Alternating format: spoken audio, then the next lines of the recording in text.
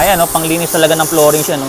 Lagyan nyo lang ng liquid soap, pwede nyo nang gamitin pang car wash, pang motor wash. Naghahanap ka ba ng pressure washer na po pwedeng ang source ng tubig ay directly sa gripo o kaya naman galing naman sa timba? Ito mga kaibigan yung pressure washer na may i-offer ko sa inyo. Toyoma Japan pressure washer, pwedeng directly sa gripo, po pwede naman po sa timba. Meron na naman ako dito mga pa-orders mga kaibigan, 10 units yan mula sa iba't ibang dako ng Pilipinas. Tetestingin natin para hindi tayo makapagpadala ng defective kahit kanino sa inyo. Along the way, tingnan natin kung paano ito gamitin, i-connecta directly sa gripo, at kung paano rin naman gamitin dito naman sa timba. So meron ako ditong hose mga kaibigan galing sa gripo. Tingnan nyo mabuti ha. Ayan o.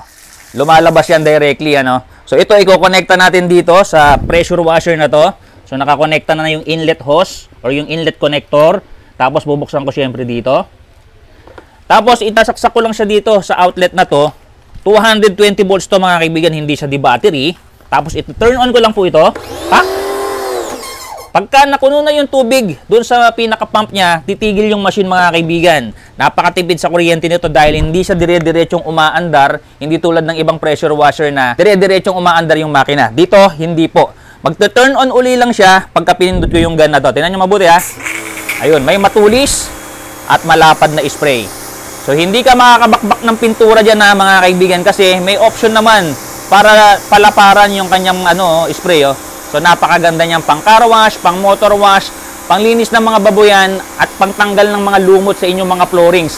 Panglinis ng kung ano-ano mga kaibigan. So ito po oh, ganun lang siya gamitin. At itong gun niya mga kaibigan, po pwede po siyang pahabaan ha. Ayan oh.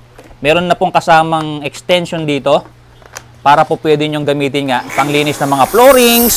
Ayan oh, panglinis talaga ng floorings yan oh. At kung ano-ano, para extension, para mas malayo yung mararating ng inyong pressure washer. At syempre, meron din siyang foam dispenser. Ito, kasama na to. Lagyan nyo lang ng sabon yan, liquid soap. Po pwede nyo nang gamitin pang car wash, pang motor wash. Ayan, so i-align muna natin. Ayan. Pang motor wash, ayan. So pag may sabon yan, mabula yung ilalabas niyan mga kaibigan. So ito po. Tested na po yung una, testingin natin yung pangalawa. Direct pa rin sa gripo mga kaibigan itong pangalawa. Then isaksak natin sa 220 volts. Napakaganda nito mga kaibigan, panglinis ng mga baboyan, mga asuhan, pang car wash, pang motor wash. Dahil sa lakas ng pressure, 100 bar equivalent to 1,450 PSI, mapapabilis yung trabaho mo sa paglilinis dito mga kaibigan. 3,900 lang, free shipping, cash on delivery kahit sa ang dako ng Pilipinas. Testingin natin itong pangatlo. So hindi ka na mahihirapan mga kaibigan, hindi ka na magtatagal sa paglilinis pagka meron kang pressure washer na ganito. Ang lakas oh, 100 bar equivalent to 1,450 PSI. Yung hose niya is 5 meters, yung inlet hose na kasama nito, ayun oh, nasa dulo, 3 meters mga kaibigan. Kaya lahat yan, kompleto na. Pagdating sa inyo, gagamitin nyo na lang. Pang-apat, hindi lang po ito pang car wash ha, hindi lang din pang motor wash. Yung iba ginagamit pang linis ng mga baboyan, asuhan. Yung iba ginagamit pang negosyo, ginagamit sa kanilang mga bendo car wash. So ito po, pang-apat, perfect po, walang problema. So kung hindi ka solved sa paglilinis sa mga car washan, sa mga car wash shop, ikaw na maglinis ng sasakyan mo o kaya ng motor mo oh. Napakalakas niya, no? Napakabilis mo lang matatapos ng inyong car wash, motor wash, o kahit anong mga paglilinis. 3,900 lang, free shipping na cash on delivery kahit sa ang dako ng Pilipinas. Pressure washer na po pwedeng i-connecta directly sa gripo, pwedeng sa timbalang mga kaibigan. So hanggang sa dulo mga kaibigan, mamaya, tuturuan ko kayo kung paano gamitin naman kung ang source ng tubig nyo ay sa timba. So ito po ay pang-anim na. Perfect po, walang problema. Yung lakas ng buga nito, 100 bar, equivalent to 1,450 PSI. 1,200 watts mga kaibigan ha. Yung kayang ilabas na tubig nito is 6.5 liters lang per minute. Napakalakas o ganda oh. Oh, di ba? Okay, testingin natin tong pang-8 mga kaibigan. At kung nakaabot pa kayo hanggang dito sa video na to ha, i-comment nyo yung kung saan kayo nakatira, kung saan kayo lugar nanonood mga kaibigan para malaman natin kung hanggang saan nakakaabot itong video natin. So ito po, pang-8 natin, walang problema, perfect na perfect. Okay kaibigan, mga ka-Berks dyan, kung nakaabot ka hanggang dito sa video na to, swerte ka kasi bibigyan kita ng premyo. Ang kailangan mo lang gawin, sagutin mo yung tanong ko at i-comment mo dyan sa comment section yung sagot mo. Kapag ikaw yung unang nakatamang sagot, padadalang kita ng 500 pesos GCash. Ang tanong ko, kailan yung eksaktong date ng una kong in-upload, una akong nagbenta ng pressure washer? I-comment mo na dyan sa comment section at kung ikaw yung mapili ko, buenas mo. Okay, so syempre, testingin natin yung pang-siyam. Turn on po natin yan. Wow, grabe, napakaganda oh. So, ito po, mamamatay siya kung pagkapihit po ninyo, tapos nakasipsip ng tubig, mamamatay siya. Tapos, pag pinindot siya, doon lang uli siya aandar. Oh. Tingnan nyo mga kaibigan, oh. Lakas makalinis niya, no? Ayan, nakita nyo yung gate.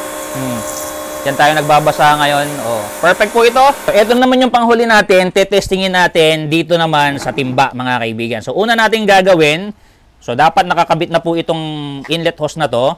Connect natin dito sa pinakadulo, syempre. Tapos, ikawkawin po natin tong pinakadulo na to para mawala yung hangin. Make sure po na itong hose na to is walang naka-fold. At syempre, dapat nakalubog na nakalubog po yan. Tanggalin po muna natin ito. Huwag mo muna natin ikabit yan. Tapos, isaksak natin sa 220 volts. Syempre, para umandar.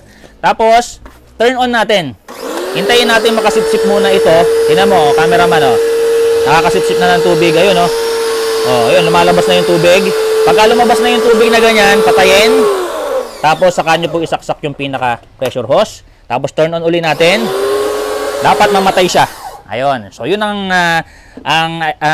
palatandaan na maganda yung pressure washer natin, mga kaibigan. Tapos, pindutin natin, gagana na siya. Kita nyo? So, dapat po naka-level yung pressure washer at saka yung hose, mga kaibigan, ha, para mas madaling makasipsip ng tubig yung pressure hose natin. Ayan. So, perfect po lahat. Wala tayong naging problem. Shoutout na tayo. So, shoutout kay Sir Calvin Meneses from Mexico, Pampanga. Ito po yung sa inyo. Pamela Bayona from Iloilo. Ito naman po yung sa inyo. Roden Marcelo. Ito po yung sa inyo from Masbate. And shoutout din po kay Daniel Brocoy from Leyte. Ito po yung sa inyo. Monica Luzon from Bohol. Ito po yung sa inyo.